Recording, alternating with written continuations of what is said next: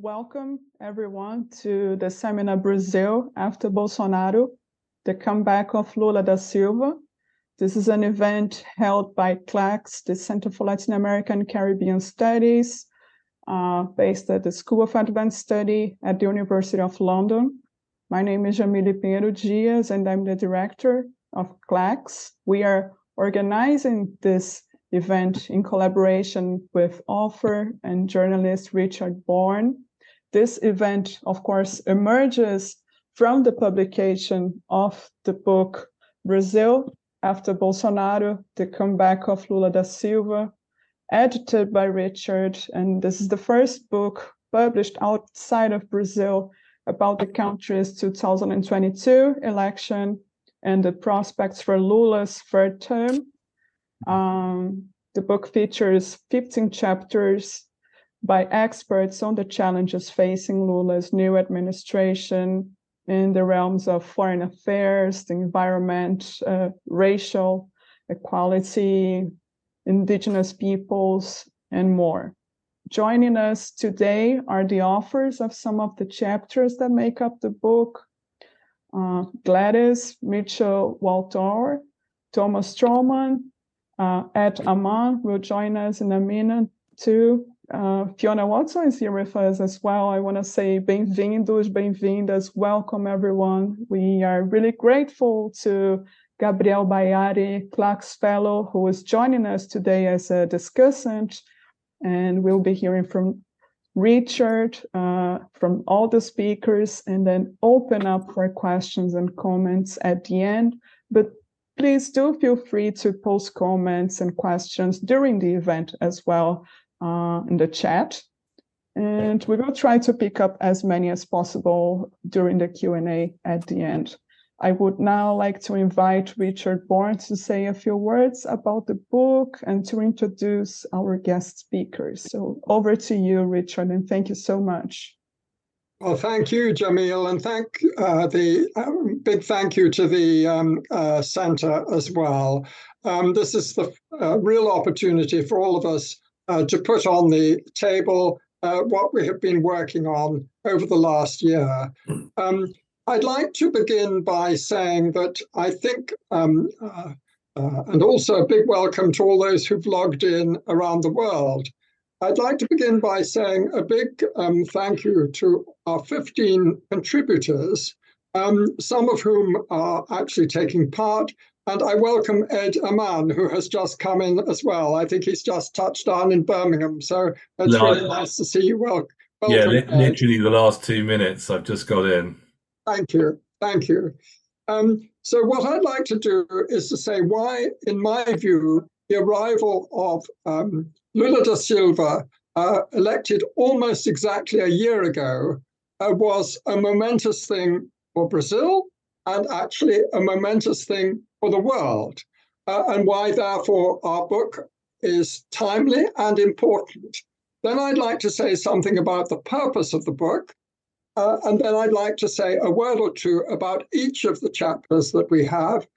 Some of them will be expanded on by the people present on our call today, but to explain really what we were trying to do in providing this book. So first of all, why do I think this was a momentous, if fragile, change for Brazil after the really extraordinary right-wingery and rather noxious and backward-looking time of Jair Bolsonaro? I think he was in what the arrival of Lula and those who supported him meant was that it ended an attack on democracy. This was not dissimilar to the things that were going on in the United States with Trump. In this case, he was casting doubt on the voting machines in Brazil. He was trying to drum up support in the military to say that the democratic system that they'd got and the way it was operated was not right. It also, he had been responsible for a spread of gun ownership in a country where there was an awful lot of gun crime anyway. He was responsible for deforestation and climate denialism, particularly risky because, as many people know, Amazonia is thought to be a major resource for holding carbon, capturing carbon. And he was abandoning human rights norms and had an extremely vicious approach to minorities and an extraordinarily backward-looking approach to education. For the world, I would argue that the arrival of Lula da Silva was important because it turned around an attempt by Bolsonaro to change the human rights norms. He had taken out of, Bolsonaro had taken Brazil out of the international discussion in a way that Lula had made it very significant. He was abandoning ambitions to bring the South together to deal with the dangerous monopolies shown by the North in international affairs and financial affairs as well. And he had Lula was coming in to reverse an abandonment of the whole effort that Lula had made, and his successor to some degree, Dilma Rousseff, to make Latin America more significant on the world stage. But I would argue this was momentous, but also fragile. It was fragile for a number of reasons. The opposition was stronger in Congress as a result of the elections that he won as a president, stronger in Congress, stronger in state governorships, and therefore Lula, who was always very good at cutting deals with people who had a different view, was going to have to do more of that. He was at risk of disappointing his supporters because he would have to make deals with more conservative elements, particularly the Central, the big bloc in the middle of Congress. And the problems that he faced in the international world, economics particularly, which I think Ed Aman may refer to later, were completely different from the issues that he faced when he was president earlier. And then there are other aspects of fragility one should be referred to. Lula will be 78 later this month, the day before the anniversary of his final win last year. He has survived cancer. He very recently went into hospital for 3 days. He's carrying out a punishing international travel program, which I must say, I had thought he wouldn't do this second time round. It was very important for him previously, and he values this because it helps to put Brazil on the map. Notably, the arrival of COP will be coming to Amazonia next year, and he's trying to put new life in the G20, very difficult now, and BRICS, although I would argue that he's perhaps been outmaneuvered in the expansion of BRICS. But he is trying again to make Brazil a serious world player. And the big question too, which I think is a little unsolved, is whether he's 78 now, he will be 82 when he completes this term, whether actually this is a one-term president, which has its own problems in politics in Brazil and indeed in other countries. So all of those add up to a pattern of fragility that we need to be aware of. I would like to turn now to the purpose of our book. Our book started work, those of us who have contributed to it, started work on it last year, even before the election. And at that time, a different publisher was interested in publishing this book. But the outline was still very clear. What we were looking at was the legacy of Lula's first terms of office. Now, sort of 20 years ago, he came in. What happened subsequently, his successor, Dilma Rousseff, then who was impeached, then the Temer short-term interim conservative period, and then, of course, Jair Bolsonaro, seeking really to explain how it was that a country which had been praised and a president that had been praised for lifting very large numbers of people out of poverty seemed to be taking progressive courses in terms of the climate crisis, etc., suddenly reversed. And there had been, of course, a bad period economically, street protests, a major corruption scandal, and a whole lot of things, some of which linked with each other. And therefore, how was it that Bolsonaro ever came to power? And how was it again that Lula, in a coalition with many people who hadn't always agreed with Lula and who were still a bit suspicious of him, in a battle for democracy, and that's why Fernando Henrique Cardoso, who had been an ally of his very many years, had been opposed for most of their political lives, rallied with his PSDB party to support Lula in the final struggle against Bolsonaro. And of course, Bolsonaro very nearly won. Indeed, I'll come on to our individual authors in just a second, but one of them, who has been responsible for the public opinion work in Brazil and runs a center, a university center, looking at Brazilian public opinion, says that if the election had taken place 6 months later, Bolsonaro would have won. I mean, this is a kind of very fragile situation. And obviously, since Lula actually took over at the beginning of this year, our own book had really gone to press at that time. New things are happening, aspects of the Ukraine war, now the Middle East war, etc., changing the international situation. But I wanted to give an explanation as to what we were trying to do in this book. And if I may, I will now turn briefly to each of our authors and each of the chapters that they have contributed, each of them by experts in their own fields, I should say, and all of value. And people didn't have the same view about Lula. They didn't have the same view about different parts of his legacy.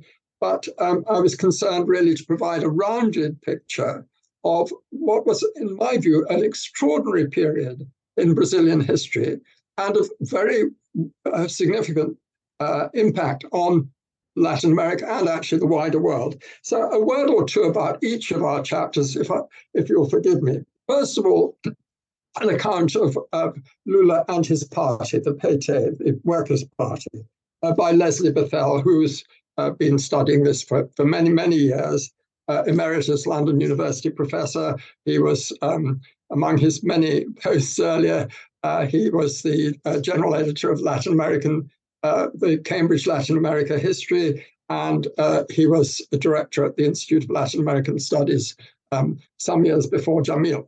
And it really describes what happened and the whole pattern of the growth and then the problems that assailed the PT in this century after basically the election of Dilma Rousseff and other issues.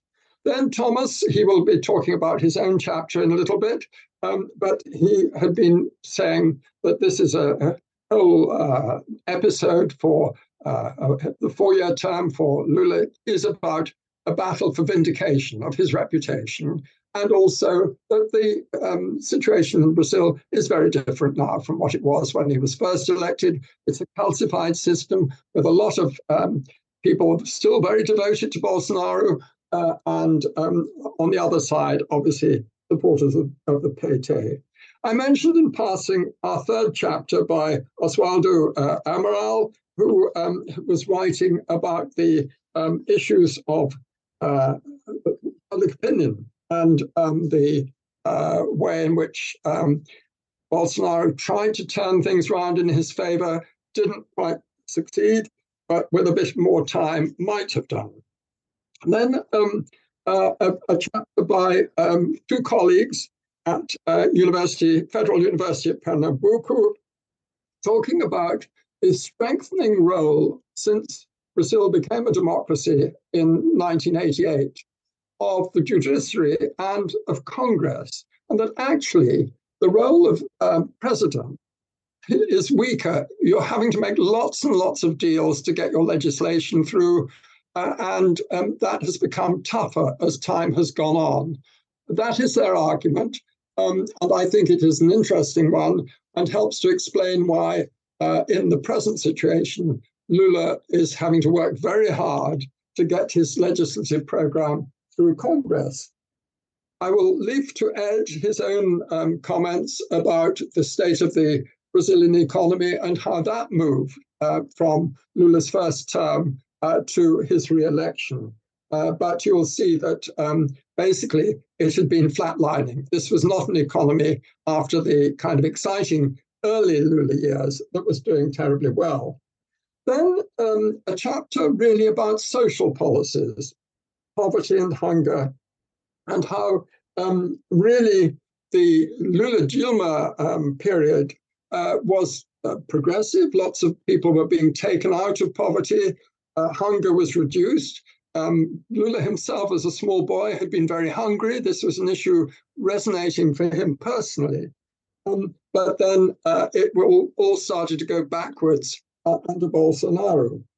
Gladys, who is with us today, will talk about Black mobilization and actually the significance, I think, of Black support for Lula when he was elected a year ago.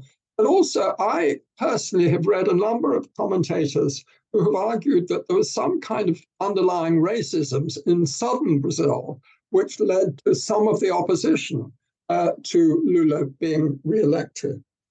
Then we have a very well-based chapter about crime, violence, and public security by Anthony Pereira and Renato Sergio de Lima, who runs a forum on public security. And obviously, the worries about violence in Brazil have been running through all the last 10 to 15 years and have not gone away, and are really a very substantial issue. Bolsonaro tried to deal with them by letting things rip, by letting the Polícia Militar just fire at everybody they could, dishing out guns and basically hoping that the situation would be dealt with in that way. This was not Lula's style, but some of the things Lula had tried to do in his first period had not really been carried through successfully. It's a very interesting chapter. Then we have a chapter on human rights. And what happened with the arrival of Bolsonaro was kind of quite cunning. He didn't exactly rip up the quite progressive human rights legislation that he had inherited from Lula and Dilma, but he tried to invert it. He tried to sort of get inside and change the mores so that, family rights became very important, and attitudes to abortion and various other things he would change.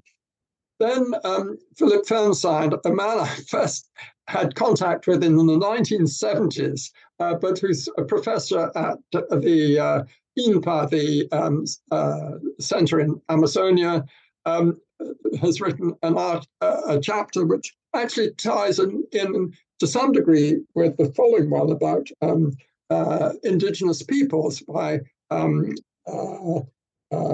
Fiona Watson, who I think is on the call, and the two chapters taken together do not make very happy reading for a returned Lula, because actually what they demonstrate is that a number of the things, particularly the big dam projects, are very difficult to undo, are damaging to Amazonia and to the indigenous peoples in Amazonia. Then we have two chapters on foreign policy. One is by Luísa Calvete Portela Barbosa, who would have been part of our call this afternoon, but sadly is ill and had to bow out at the last moment. But she's talking really about the changing tides in Latin America. What was the case back in the earlier period for Lula has changed now. So younger people, feminist movements, movements of Black communities and of indigenous communities, all of those things have become much more important. And she points out that there is a sort of almost a generational difference now in attitudes to Latin America. And this is an interesting thing because one of the big factors, again, for Lula personally, is that after his second wife died when he was in prison, he married a much younger woman, 20 years old, 20 years younger than him, who belongs to that generation of people like Boric, the president of Chile, with different attitudes from those of the earlier PT stalwarts. But then a very interesting chapter by Nelson Franco-Jobim, who's a commentator on international affairs in Rio, about Brazil in the world, really looking at the international policy of Lula and comparing it with that, for instance, of Fernando Henrique Cardoso, who was much more concerned really to make friends with the rich countries, to get access to money, to be part of that kind of world. Whereas Lula quite deliberately made a big overture to Africa, to the South, and had a completely different perspective. And then finally, a rather charming and very personal chapter by Luis Guillermo Solis Rivera, who was president of Costa Rica. He never actually overlapped with Lula as a president. He lay between Lula's terms and Bolsonaro, and but was an admirer of Lula. And he has some rather nice stories about that.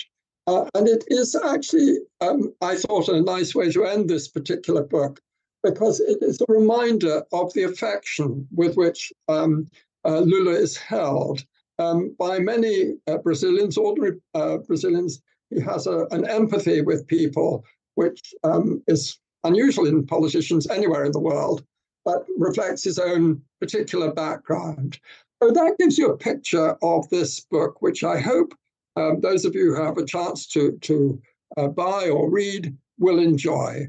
And I think with that, maybe I can hand over to the first of our scheduled speakers, Thomas Traumann.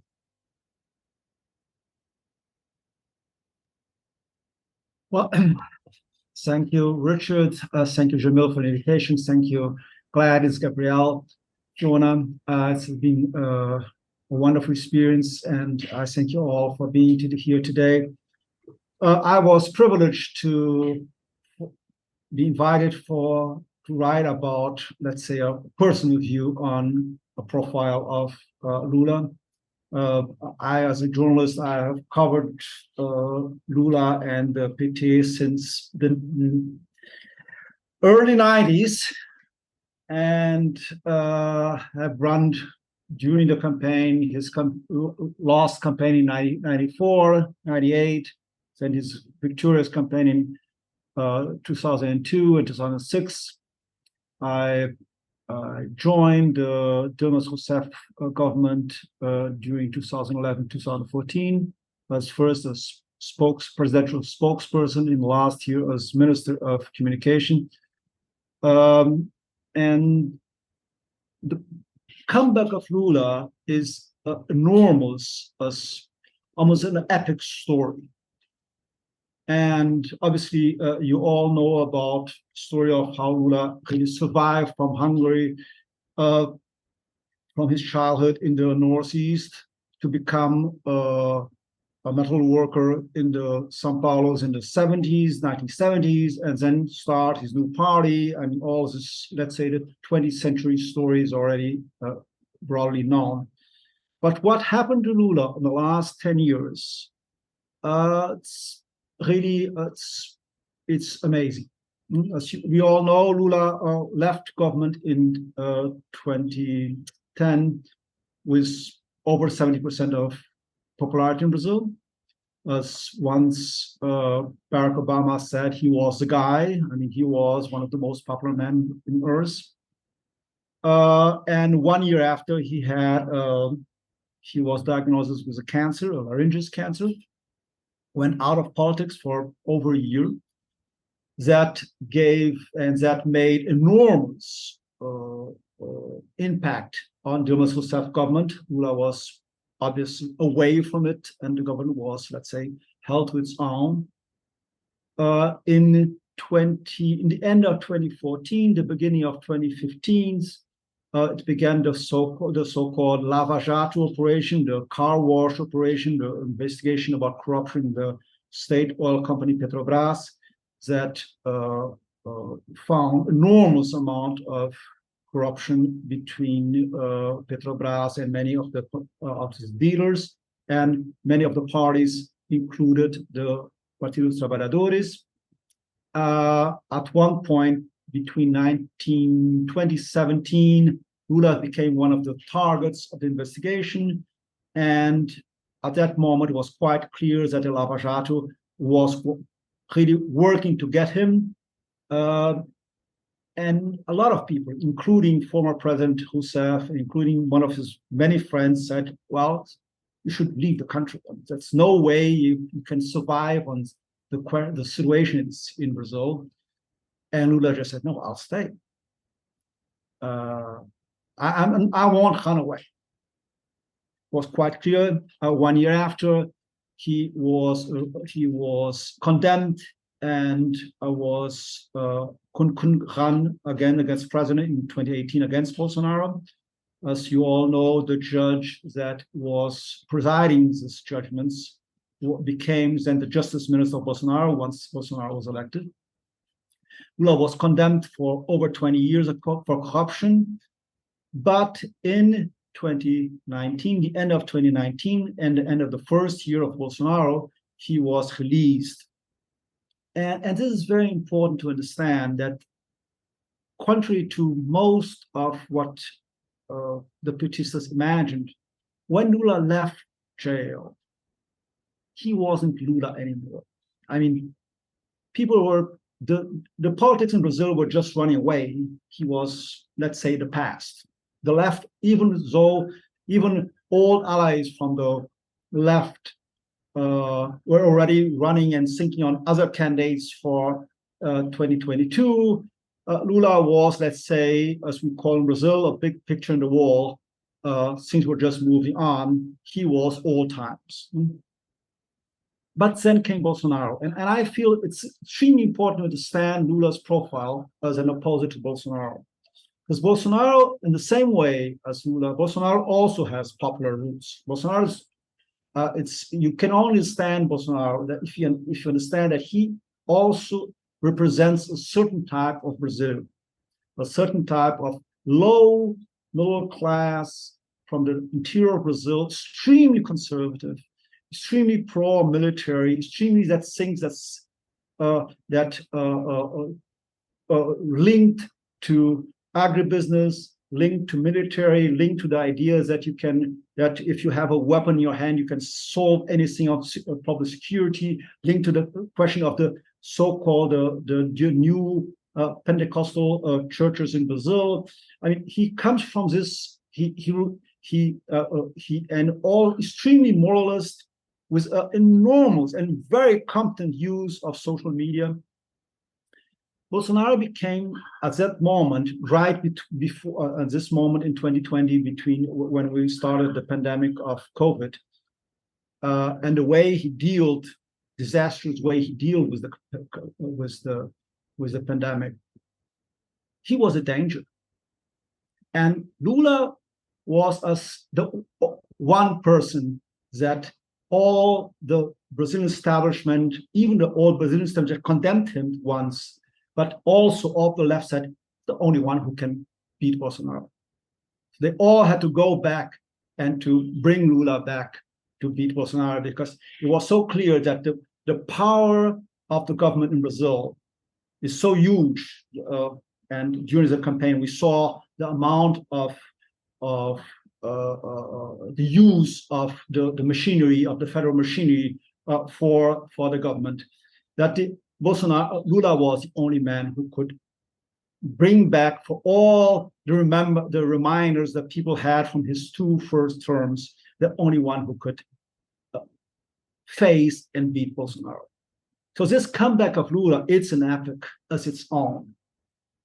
And the fact that Lula won, even though he won for the shortest margin ever in the Brazilian election history, it just goes to show how strong this memory of his was, because never before sitting president lost the election, and Bolsonaro did whatever he could to win the election, so much that, as you all know, the electoral court has now condemned Bolsonaro, and he has lost his political powers for 8 years. That means he won't run in the next 2 elections, at least. But the fact that, I mean, Lula just won because he was Lula. He was, even though Bolsonaro had enormous opposition against him, he was not a popular president. He had a very strong and fervous people beside him. That the only guy, the only man, the only person who could face that and beat him was Lula. But this, what Lula himself calls his resurrection, also gives him enormous challenge, because it's very difficult to come back, and especially when you come back under these circumstances on an extremely divided country.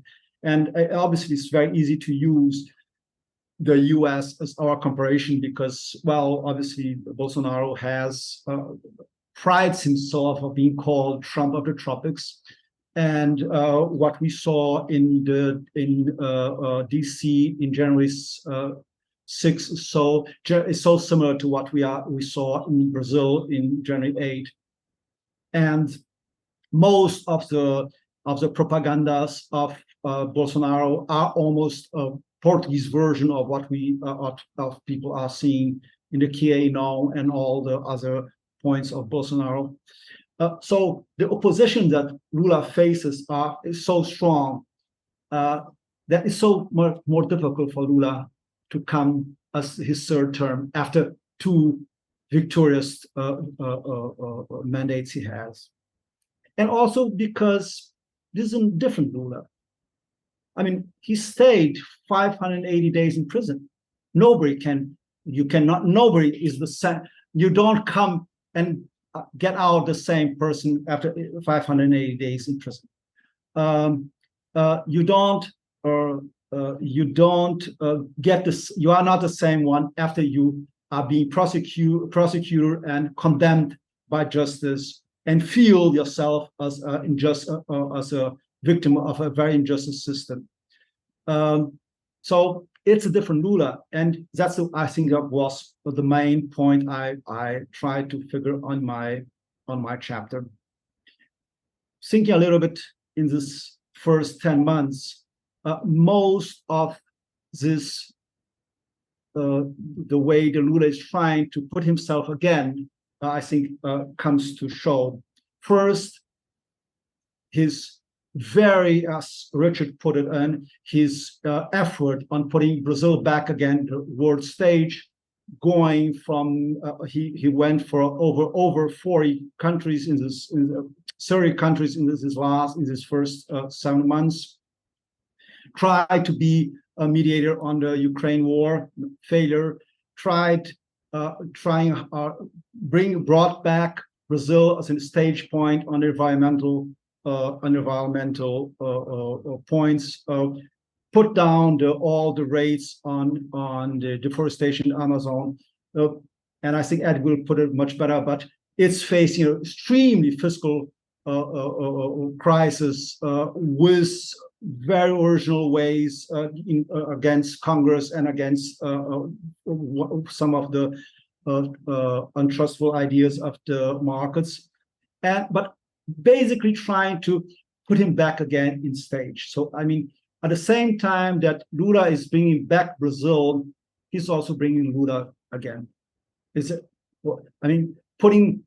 Fixing the imaginary that people in Brazil has about him, bringing back as the man who can build up this country so divided on this very, very difficult moment. I think this is the main, I understand it, the main leitmotif we will have during the Lula administration in the next 3 years and 2 months. So I think it's basically the main point of my chapter. And I thank you very much, Jamille, for your invitation. And Richard, again, thank you. Can I thank you very much, Thomas? That was excellent. And may I now introduce Gladys Mitchell-Walthour, who is a professor in North Carolina and has been writing about Black mobilization and the Black communities in Brazil for many years with books and other things to her name. Over to you, Gladys. All right, thank you. So thank you, Richard. Thank you, Jamille, for organizing all of this. I'm super excited to be here. So a lot of the background has been covered, which is great. So I think what I'm going to do is just kind of start with what was going on in terms of the Black population in Brazil during Lula's years, and then kind of, just kind of trace the different developments up until now. And then I'll talk about some of the changes to affirmative action under Lula now. So when Lula was in office, his first 2 years, there was a lot of Black organization. A lot of scholars talk about the UN Durban Conference, or the UN Conference Against Racism, Xenophobia, that was held in Durban in 2001. And the reason that was so important is that it gave Black activists in Brazil the opportunity to mobilize nationally to prepare for this conference. And then when they were there, it also helped to highlight what was going on in Brazil in terms of inequalities. Now, in terms of some of the policies and just kind of the actions that Lula did during his first and second mandates, he appointed some very prominent Afro-Brazilians as ministers, such as Gilberto Gil, Matilda Ribeiro, and also, of course, there was a Black Supreme Court justice during his time. So he's already known for that in terms of just ensuring that Afro-Brazilians were in these prominent positions. Marina Silva was another person who was a minister of the environment. So he guaranteed that. In terms of social policies, even though Bolsa Familia isn't a racial policy, I believe it's over 70% of the beneficiaries are Afro-Brazilian, and the policy was just hugely successful in terms of lifting millions out of poverty. And of course, with there being such a high number of Afro-Brazilians to benefit from the policy, it was also something that people attribute to being very successful. So the other thing I think is important just when thinking about the success of the PT, so during Lula's years and just kind of, progressive policies, there was the implementation of affirmative action, first through state universities, and then also some private universities. And then under Dilma Rousseff, she actually signed legislation that all public federal universities had to enact affirmative action or quotas. And for the most part, these, it's based on students coming from public schools. So they're really more based on class, but there are sub-quotas under that where the quota seats have to be in proportion to the state, the population of the state in terms of Afro-Brazilians. And there are also quotas for Indigenous students and disabled students. So these sub-quotas were, well, and the quotas based on coming from public schools just dramatically increased the number of Afro-Brazilian students.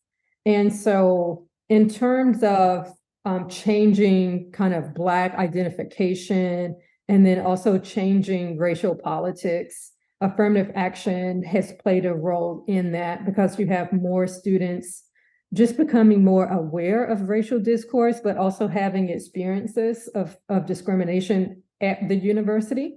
And all of that is actually useful in terms of creating a discourse around Blackness and the experiences of Blackness. So people actually being able to interpret their experiences as racialized and not just due to class. So that's just kind of what was going on in his early years. And then of course, when Jamille Pinheiro was in office, I wanted to talk a little bit about Black mobilization during the Bolsonaro era. So when he was elected, that is when a lot of Black movement activists came together, and they were pretty much like, okay, we need to organize. And they formed the Coalition of Black Rights in response to Bolsonaro being elected. And it includes over 200 Black organizations. They fight on behalf of a diverse group of people, Blacks, religious freedom, LGBTQ plus communities, Quilombo communities. So, but all of these organizations kind of come under this umbrella group, the Coalition of Black Rights. And so they were very visible when Bolsonaro had this crime bill that he wanted to pass. So they were organizing against that.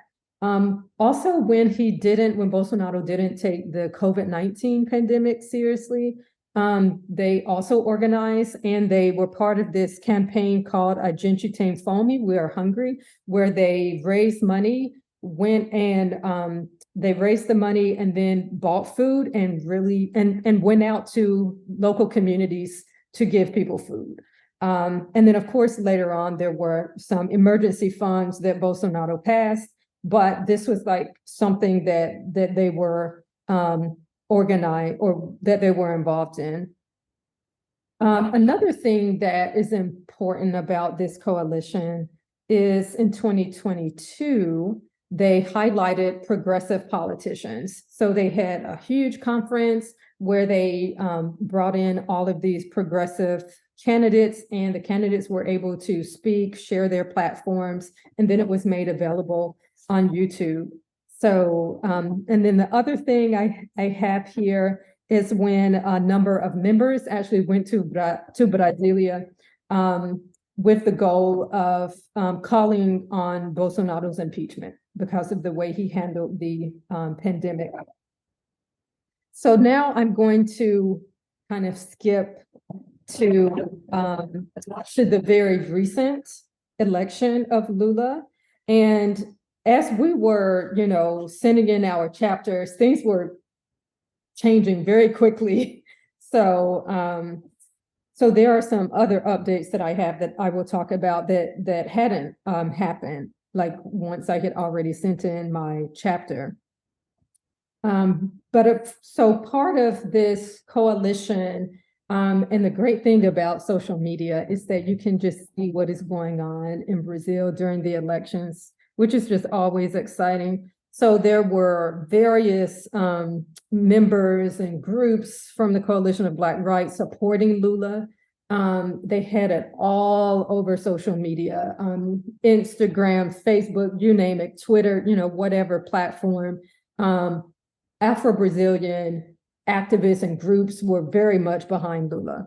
And then, of course, also Afro-Brazilian politicians, progressive politicians, were also behind him.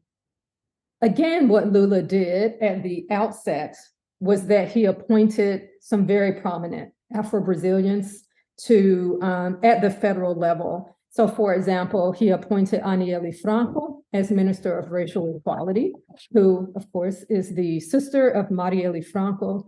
He appointed Silvio Almeida as Minister of Human Rights, Flavio Dino as Minister of Justice, Marina Silva as Minister of the Environment, Margarete Menendez as Minister of Culture. And so, you know, there are some others, but again, at the outset, he made it very clear that that he wanted to, you know, show that he was appointing Afro-Brazilians to these very prominent positions. The reason that this is important, right, and another part of my work for a very long time was looking at underrepresentation of Afro-Brazilians in politics, and especially when you look at, well, local level, but also the federal level. So Lula has been very successful at making sure that he makes it clear that that he wants to have Afro-Brazilians in prominent political positions. That I just wanted to mention as I close is, and this just happened a couple of months ago, there was the renewal of affirmative action, because there was the federal legislation that Dilma Rousseff signed, and the policy has to be renewed every 10 years. And so actually in his inauguration speech, Lula mentioned affirmative action and showed his support of the policy. And then it passed, and there are some changes to it. So some of the changes is that people can, or students can apply for a quota seat based on income. And so there was a reduction of the income required, like the income requirement. Also, they are now including quilombolas as people who can receive or apply for a quota seat. And there is now student assistance. So students that gain admission through quotas will have priority to receive a scholarship and student assistance. That is super important because again, when you're talking about students that come from low-income families, just having transportation, being able to pay for food, those type of things can be very challenging. So even when you have a free education, which the public federal universities there are free. Also, in terms of postgraduate education, institutions should promote affirmative action to include Black, Indigenous, Quilombola students, and also students with a disability. And then again, each 10 years, the quota policy will be evaluated and monitored yearly. So I am going to close there, but really, I just wanted to focus on kind of the background of Lula supporting Black politicians at the federal level. And then this is just one example of him continuing to support policies that will reach Afro-Brazilians. And then, of course, the other topic that I haven't talked about, but that lots of Black activists are advocating for, is that he choose a Black woman for the Supreme Court. So there are some hints that he's going to appoint Flavio Dino, but people really want him to support a Black woman for the Supreme Court. Thank you.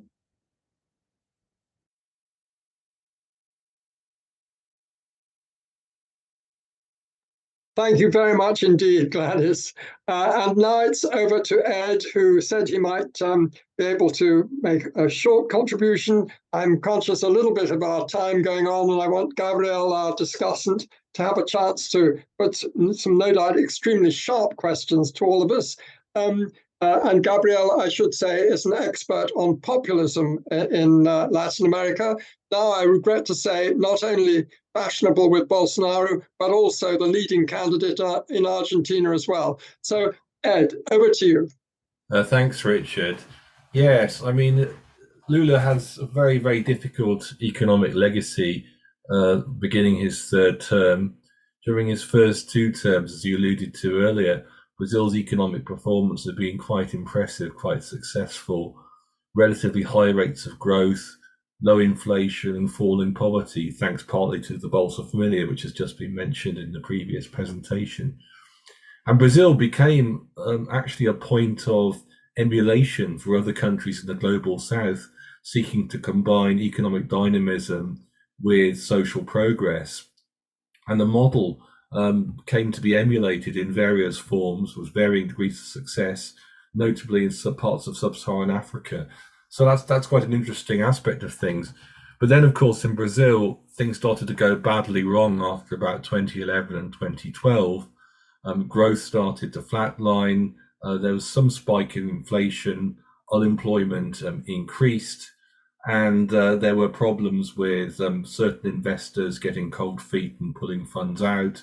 And Brazil entered this really economically turbulent period, which accompanied a period of political turbulence that was accumulated in the impeachment of Dilma Rousseff in 2016. So it's an extremely difficult legacy. And then, of course, Bolsonaro comes into office after the elections of 2018, and economic performance improves somewhat. But of course, Brazil has to face the consequences of the pandemic, its own response to the pandemic, and of course, the wider global effects of lockdowns and impacts on demand and supply chains, which was a real challenge which Brazil really didn't want to have to face, given how weak its economy was going into the pandemic. So Lula starts out with a really difficult deck of cards to play, a very difficult hand to play. But he can draw on the experience, of course, which he garnered during the first 2 terms of office. And I think he's going to be focused on tackling some of the structural impediments which have held Brazil back for many years. And they're around various forms of investment, notably investment in infrastructure and investment in people and education. And that connects, of course, with the previous presentation. So this is a real priority for Lula, increasing access to education, but also not just education across the board, but education and training in strategically important areas which are likely to generate wealth and likely to enable Brazil to get on top of new technologies and seize new market opportunities.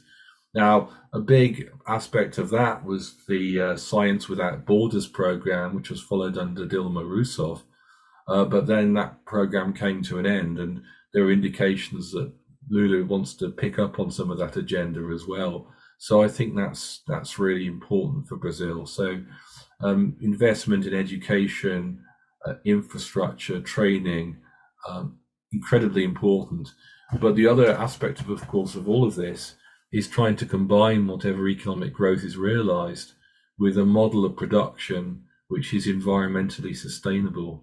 And that in particular means, in terms of agriculture, a model of production that doesn't simply involve the extension of the productive frontier and the raising of the rainforest in order to extend the amount of land either for pasture or for cultivation of key crops such as soya.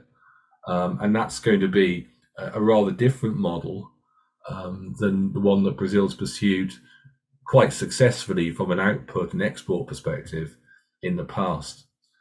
So that's a huge challenge.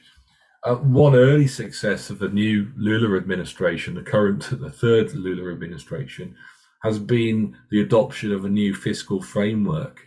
And the idea is that public spending, or the spending by the federal government, can only increase by a maximum of 70% of the growth of revenue.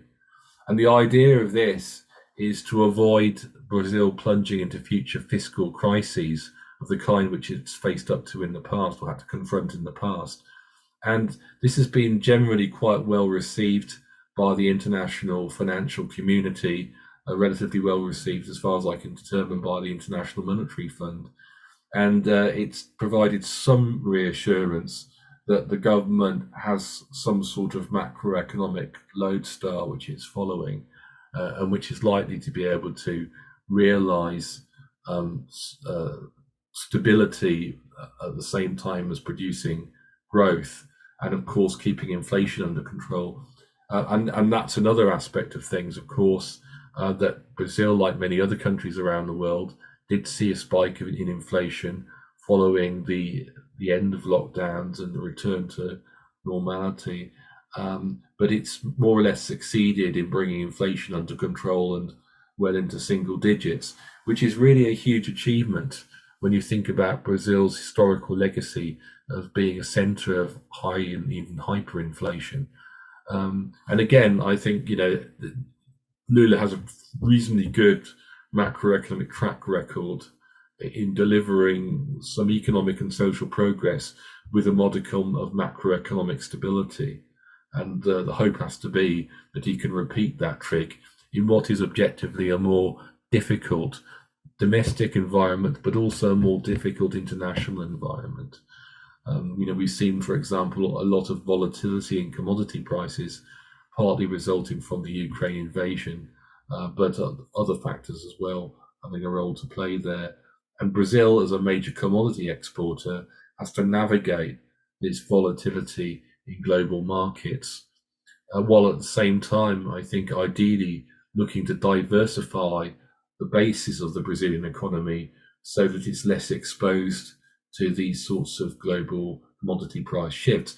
And I think that's the kind of agenda that Lula feels very much at home with. I mean, certainly you could see during his first 2 terms quite considerable efforts made to broaden the industrial base, especially in the oil and gas related sector. And I think we're going to see similar moves under the current administration as well, within the limits of what's fiscally possible, given the new framework which Lula has. So, just trying to sum up really, try to capture the essence of a chapter. The idea really is that Brazil faces a number of quite significant structural constraints, which is going to have to overcome, especially around supply side rigidities, training, education, infrastructure, and the way in which you can combine economic growth with sustainable environmental outcomes. It's trying to do all of those sorts of things, but in quite a challenging international and indeed domestic political environment. And that's what Lula is having to face up to at the moment. But as I say, there are signs that some progress is being made, and some of the fundamentals are really not too bad at all. And Lula is able to draw on a lot of experience within his own central bank, for example, which is staffed with very high quality, technically competent people, and also within the Treasury. So there's a lot of expertise and a lot of collective experience that can be drawn on. And Lula, being the pragmatist, which he seems to be in many ways, I think will make good use of that as we go along. So I'm trying to be relatively optimistic here. Whether Brazil is going to finally be able to break free from the constraints which have held it back and leap forward and grow at a rapid rate year after year, in a way in which is consistent with environmentally acceptable outcomes, that's the big challenge. Whether it will be able to do that remains open to doubt, but at least there are some favourable pointers, some favourable straws in the wind. So I'll leave it there now, and maybe we can get back to some of these issues in the wrap up after the presentations are finished. Thank you.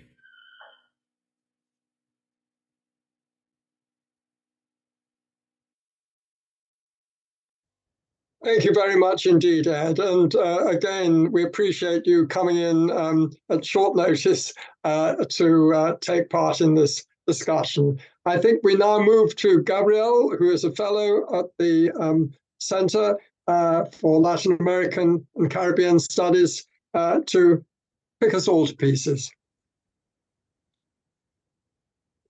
Well, thank you so much. Are you hearing me well?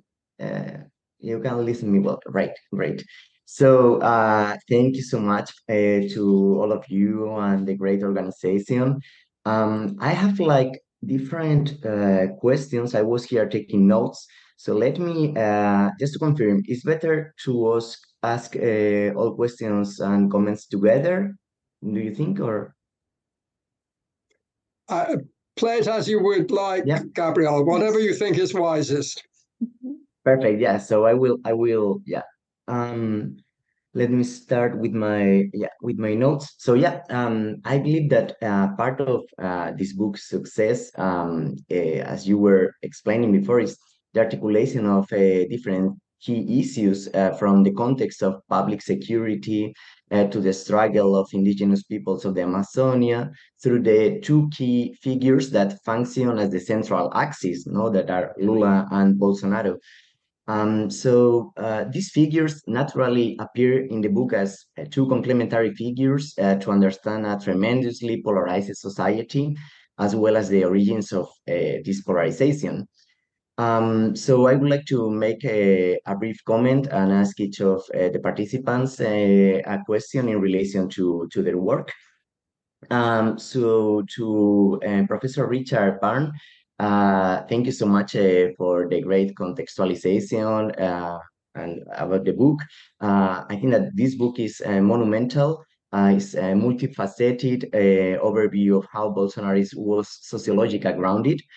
So I would like to ask you, as a journalist, about how the historical trajectory that you have drawn up since the 80s continues or not to be conditioned by the specific model of media structure in Brazil. That means like kind of a model of concentration of media ownership. I would like to ask you about how the contemporary media is articulated between this traditional media and a new digital era. So that's my comment and question to Professor Richard Bourne.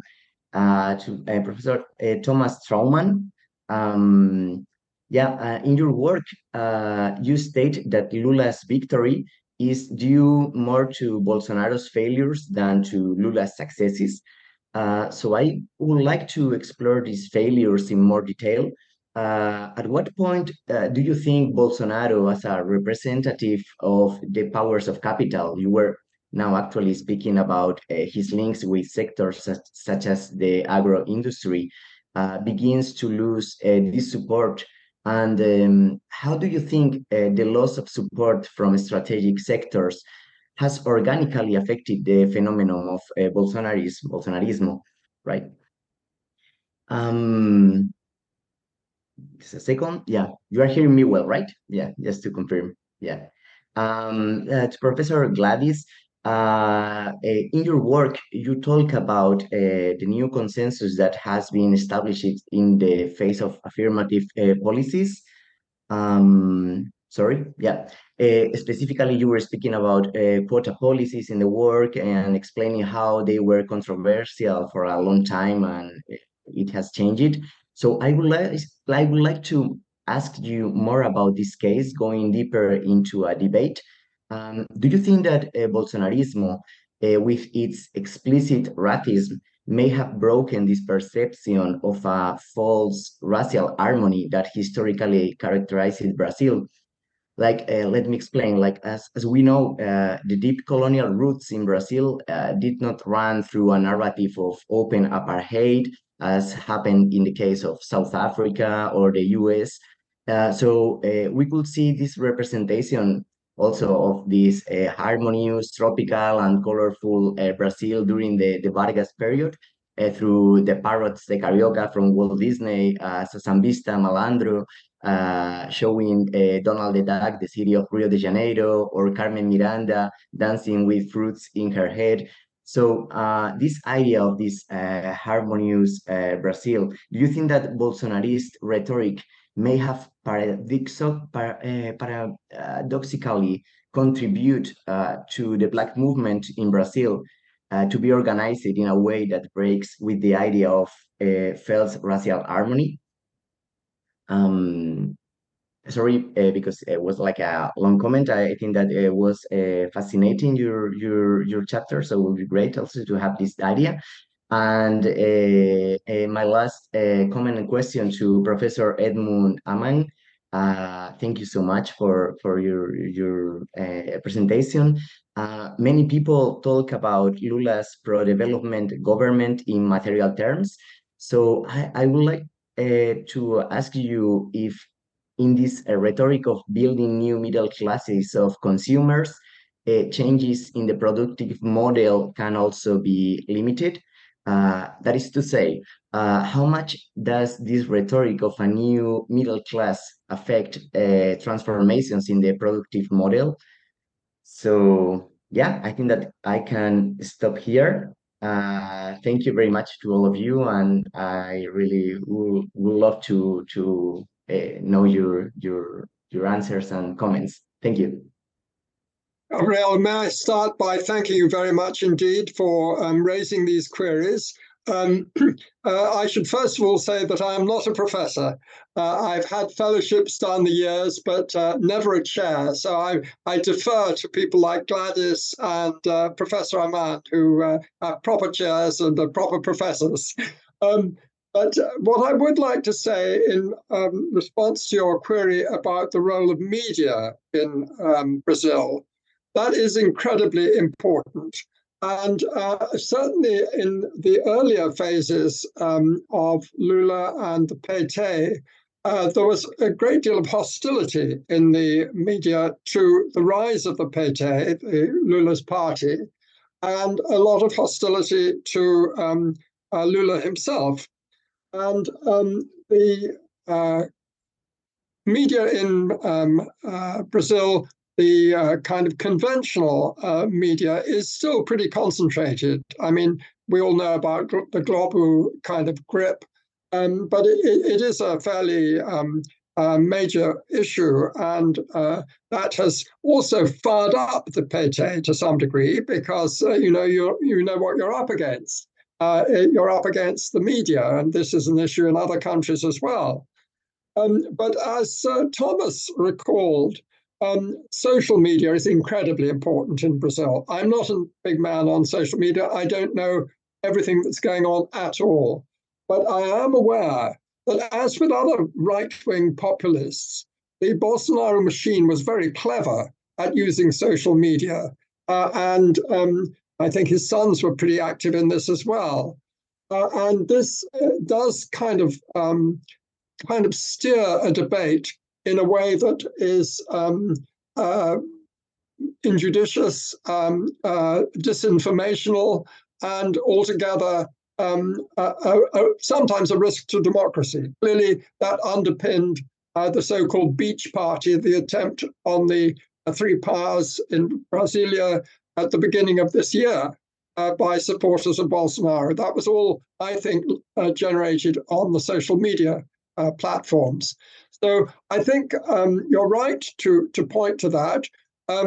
I think it's maybe that when he responds to your question to him, Thomas may say something about this, because he writes a very well-respected weekly report from Rio, where he lives, which is an example, I think, of the kind of new media that is being provided in Brazil. But I think the issue is a serious one, and particularly now with AI kind of faking media, this is not going to go away, and is one of the threats to democracy that afflicts Brazil, as indeed all other countries around the world. So I'm sorry I can't really answer your query, but I think you put your finger on a serious point. I think that the power of conventional media is reducing, and that is true everywhere. The power of social media is very great and is really, in a sense, out of control in terms of fact-checking and reliability, and is therefore a threat sometimes to democracy. That would be my answer, but I think it's down to Thomas to answer his own question and maybe make a comment on the state of media.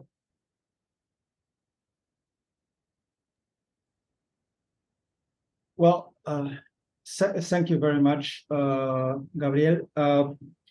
I'll try to first answer your questions and see what I can help on Richard's point. For me, it's quite clear. I mean, in Brazil, the way the system is done is, if you are president, you should be re-elected. It's basically an eight-year term with a middle election in between, but you really have to really have to do a lot of mistakes to lose a re-election. I mean, just so you show, not only this was the first time the president was re-elected in Brazil, but I have all the figures since 1998 when this begun. 3 in each 4 governors were re-elected, and 4 in each 5 mayors got re-elected. So, I mean, re-election is, because the machinery is really too important. Bolsonaro decided from day one when he was elected not to try to govern to all, but to govern to his popular basis. So he was, in this sense, copying a little bit on Trump's way to just against the state, the statement against obviously the opposition, and what I call at that moment, basically on, especially on his basis on evangelical churches, on agribusiness, on the Faria Limas, the Brazilian Wall Street. This were really where he was working on, and basically on his where he governed. And when I say that he lost, basically, I mean, he lost to himself, was that if he just didn't work so hard against the vaccines, if he just would not defend saying that people would become alligators if they took vaccines, or would become monkeys if they would come, or have HIV if they had vaccines. I mean, this wasn't one of his main targets during the year of 2021. It's quite clear to, I think, even for the PT, that he would have won. I mean, don't forget, this was a ridiculous. I mean, it's 2 million votes in 118. That's nothing. So I mean, he lost basically because, and there's idea that that Lula won because he won the Northeast. That's not true, because the PT will always win the Northeast, and the anti-PT will always win in the South, in the Center West. Basically, Lula won because he got more votes in the last time in the city of São Paulo, in the city of Belo Horizonte, and the city of Salvador.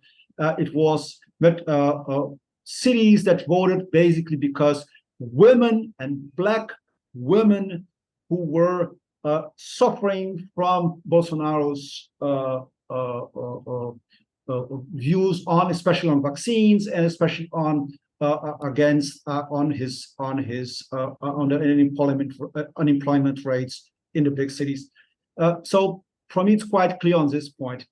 And when you say about the capital, I mean, with the true exception of the media, basically on the main outlets, and some few banks who had trades with the international arena. So I mean, obviously the big Brazilian multinationals, all the capital stayed with Bolsonaro into the last day. I mean, so Bolsonaro never broke down with the capital in Brazil. I mean, they worked together with Bolsonaro into the last day, with the exception of those who depended on the Brazil image. So obviously, if they weren't trying to export or soybeans or cattle, I mean, Bolsonaro was obviously a problem for them. So they would prefer that Lula would win. But the main capital in Brazil obviously was with Bolsonaro. I mean, and not only were with Bolsonaro to the last day, some part of them helped to try to make the coup d'etat in January 8th. So that's, to me, is quite clear on that. And even today, part of it's still working on the opposition against Lula from the beginning. About the media situation in Brazil, it is quite strange because today you have this very, I mean, the main outlets in Brazil part of them trying to normalize the opposition of Bolsonaro. as it was just a common opposition, almost as if everything that happened the last 4 years didn't happen, So you have this very strange feeling of a very difficult transition on the media. But the fact is that the main outlets in Brazil, Veja, Folha, Globo, today they have much less importance on the public opinion than they had in the last years.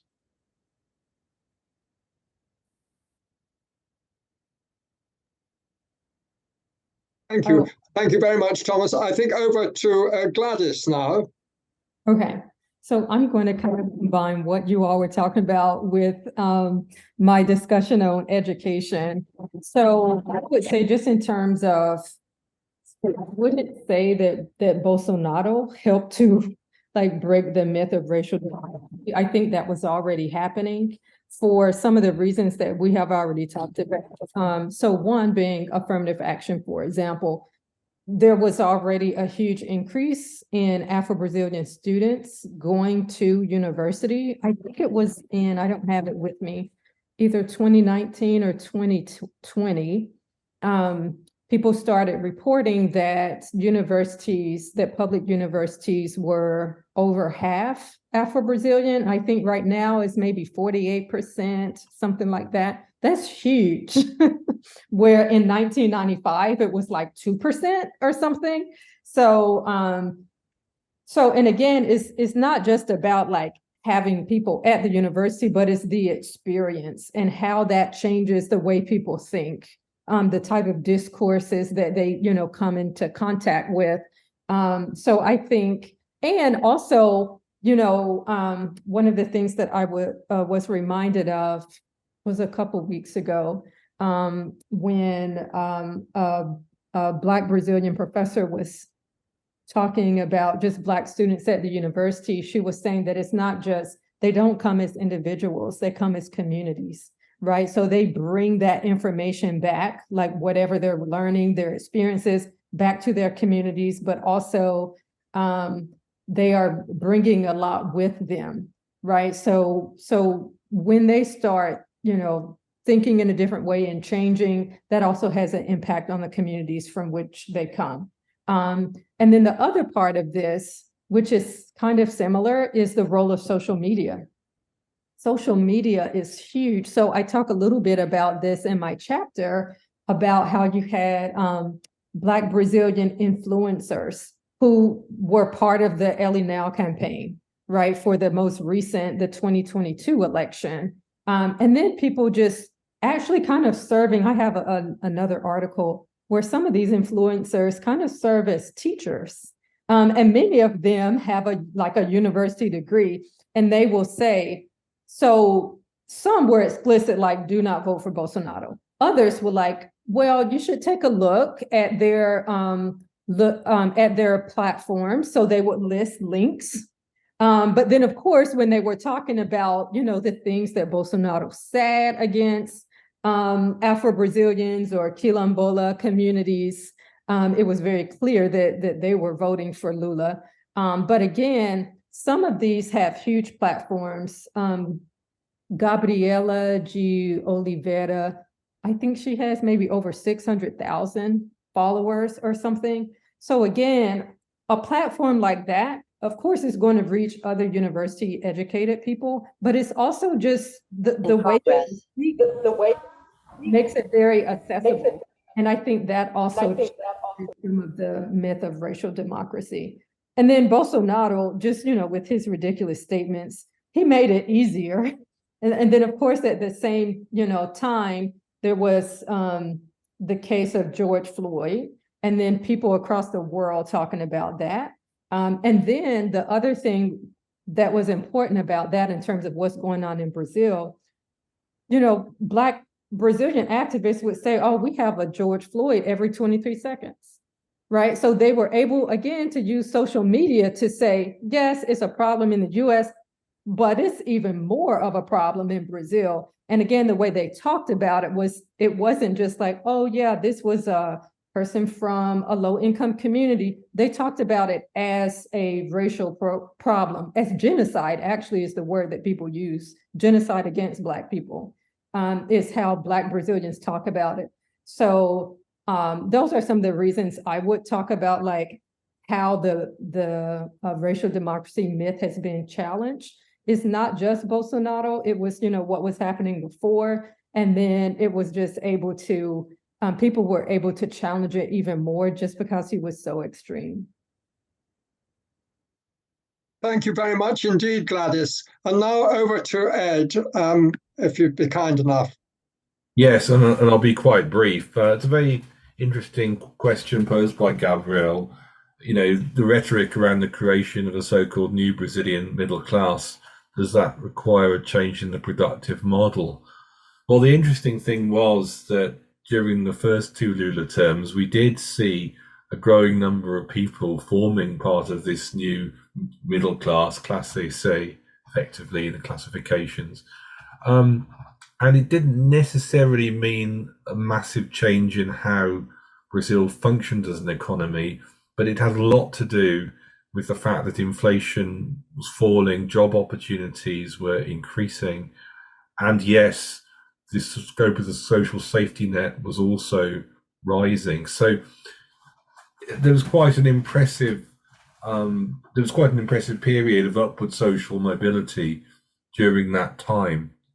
The problem is to keep that going, to perhaps increase the scope of that middle class, and also to pick up people who fell out of that middle class during the crisis years from around 2012, 2013, for the remainder of that decade.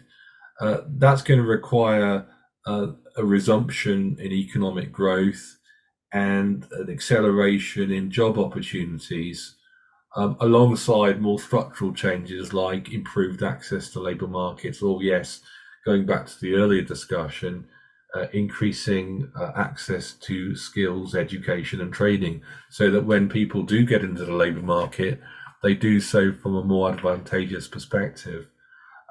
So is it possible that we're going to see accelerated social mobility, the burgeoning of this middle class? I think it is, but my sense is that it's going to be a slow process, and success is going to require a lot of hard work on the basics around education, training, and the creation of new economic opportunities for everyone. So it's a challenge, and what Lula was able to do when he was in office before was to build on the success of his predecessor in having brought inflation down and having set Brazil along the road to stabilization. And there were a lot of relatively quick wins, added to the fact that Brazil was experiencing a boom during that time based on a surge in commodity prices and demand. Well, Brazil has always gone through periods like that.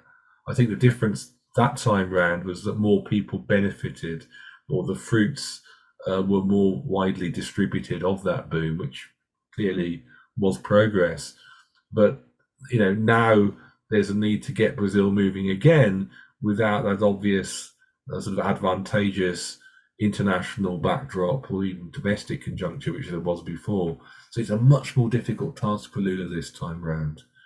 It really is, and to some extent, you've got to admire the guy for trying again. This time, playing a much more difficult game, I think, in some ways than the one he had to play last time. So I think I'll leave it there for the time being. Thank you very much indeed, Ed.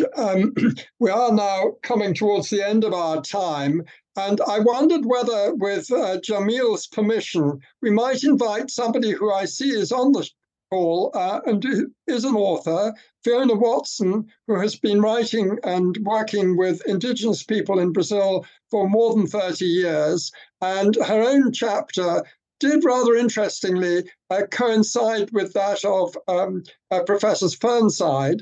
And with your permission, Jamille, and if Fiona is willing to say just a few words, it would be very valuable, I think, if she was able to contribute for us now. Oh, okay. Thanks, Richard. Yeah, well, I think, I mean, to me, one of the great symbolic moments really was seeing Lula walking up the ramp in his inauguration with Raoni next to him And I think that spoke volumes. And you can say, well, maybe, you know, it was symbolic, but I don't think so. And I think, you know, what Lula has shown, he's created a Ministry of Indigenous Peoples with Sonia Guajajara at the helm, Joanie Wapichana, immensely capable, very experienced after all her time in Congress, as the new head of FUNAI. And again, one could be cynical and say these are just, you know, Paris Inglés fair, but I don't think so. And I think, you know, what my feeling is that Lula wants to be remembered now for something positive on Indigenous rights and the environment, as well as all the other things I think people have contributed. And I think the big question in terms of Indigenous rights is, you know, looking at what happened in cases like Belamonte, in you know, when he was president in his first and second terms.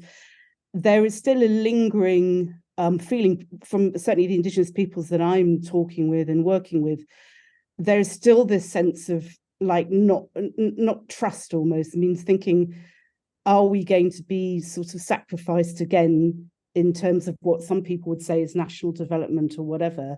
And I think one of the key areas will be in the question of mining, and you know what Lula has said already about the oil deposits off the coast of Amapá, and in relation to what's happening in Congress with this very, you know, Congress stuffed full of pro-Bolsonaro people who are determined to push through things like they call the PL da Morte, the sort of draft bill of death, 409, which is now called 2903. You know, Lula can veto stuff, but is that, you know, what is that going to, how's that going to play out in practical terms? And I think, you know, they've had 9 months in power. The sort of demarcations they've done have not been particularly bold and very few. And another key consideration in all of this is the immense rates of violence against Indigenous peoples and indeed other peoples living both in urban and rural areas, but particularly the Indigenous peoples. And for me, one of the key questions is, how is this administration going to tackle the huge land conflict in Mato Grosso do Sul, which really pits to, you know, the agribusiness lobby and farmers, the whole question of soya and sugarcane, biofuels, all of this, against the rights of the people who've been so historically marginalized, who have one of the highest rates of suicide in the world, and have, in comparison to other Indigenous peoples in Brazil, virtually no land.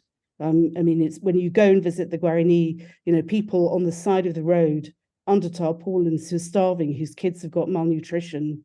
And I think they get a very low profile, both nationally and internationally, because everybody is focused on the Amazon.